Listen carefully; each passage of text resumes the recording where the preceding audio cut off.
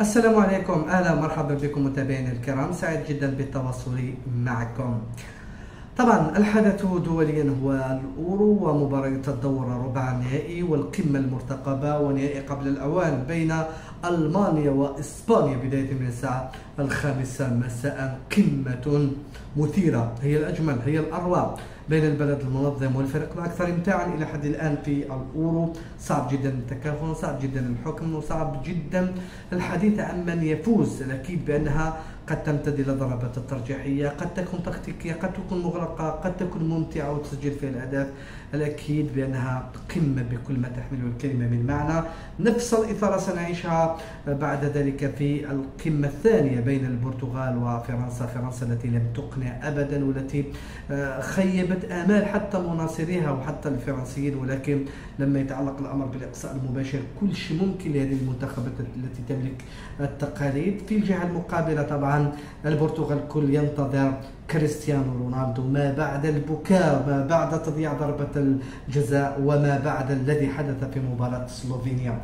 هي الكثير من الإثارة والكثير من التساؤلات والكثير من السسبنس سنعيشه حتما مع ربع نهائي كأس أوروبا. محليا نهائي كأس الجزائر، سوء الحظ في نفس توقيت اسبانيا والالمانيا، لكن علينا نختار حتما، وبامكاننا أن نشاهد سويا المباراتين. طبعا التكنولوجيا موجوده. قمه بين شباب بلوزداد ومولودية الجزائر. الفريق اللي يفوز بالنهائي سيتصدر قائمة النوادي الأكثر تتويجا في الجزائر، سلسلة التتويج رقم 9. فنيا هذا الموسم لم نشاهد الكثير في مواجهات الفريقين، ذهابا 0-0، إيابا 0-0، من دون إقناع، من دون إمتاع. مباريات الكأس عادة تلعب، مباراة الكأس أقول تكسبها وما تلعبهاش، ولكن أحيانا أنت مجبر على اللعب من أجل أن تكسب. توقف اللاعبين عن المنافسة لفترة، حسابات النهائي، رغبة شباب بلوزداد في إنقاذ الموسم، رغبة المولودية في التتويج بالدوبلي، الكثير من الثنائيات في هذه المباراة، الكثير من الحسابات والكثير من الصراعات أيضا سنعيشها حتما. من سيفوز بالتاج بالكأس بين المولودية والشباب؟ الإجابة مؤجلة إلى 90 دقيقة أو 120 دقيقة أو ضربة ترجيحية في النهائي الأول في تاريخ الناديين وجها لوجه.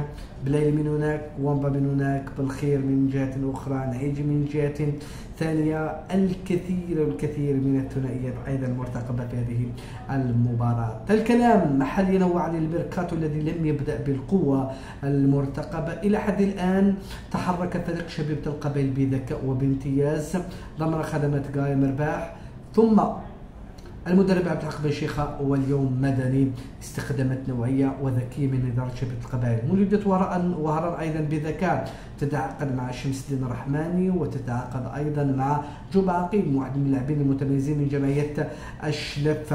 إلى حد الآن شباب قسنطينة يجدد لي ديب ويجدد لي بشعيرة، غادر خالدي وغادر مدني في انتظار مدرب جديد للنادي الرياضي القسنطيني. أقول إلى حد الآن الميركاتو لم يبدأ بصورة فعلية، ولكن في بوادر من فريق شباب القبائل للعودة إلى الوجه بقوة بتشكيلة مكتملة. عبد الحق بن شيخة قال بأنه اخترت التحدي الأصعب، وهو ما يعني أشياء كثيرة وكثيرة جدا.